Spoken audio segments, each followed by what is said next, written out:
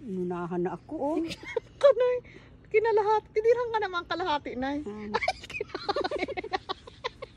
Tamis.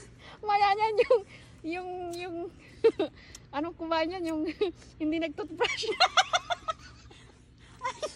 Tapos inain niyo. Nagkatsakit pa ako. Nagkakaroon kayo ng foot and mouth disease. Yan nga ya, anak ko among matanda ka. Andito pa yung si Eva dyan, sabihin nun. Hugasan muna. Ayan na yun, ang dami ditong hinog. Oh. Saan? Kuha ko lang kanina umaga dyan. Ay, utong ano. Inunahan muna yung sitis. Nangunguha rin yun eh. Oo. Di pa siya Ang daming nag-aaram. bunga, ang dami nang mapupulan yan. Oh, nagsasabay-sabay yan. Pag umuulan, ang bilis mahinog.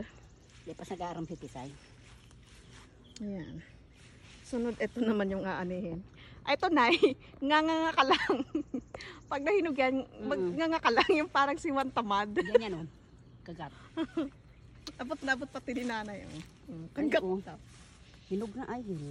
Ano ba yun? Green lang na talaga yan? O Na violet ininini. Ah, purple yan. Tatao ko ini sa kan. Mga nakabitay. Ang lalaki na.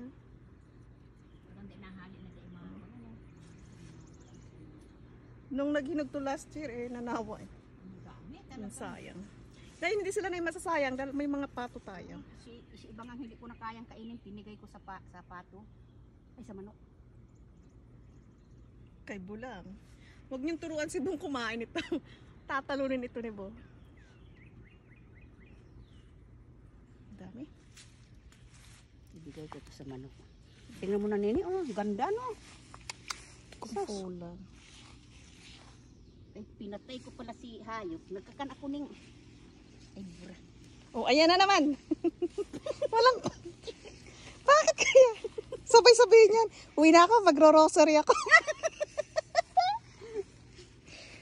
Ay, alam na ako'y tamad mag-edit.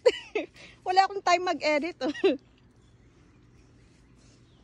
Ano yan, bro? Pagka-video, salpak. Ayan na, ang dami. Ito yata ang hindi kinakain ng kwan.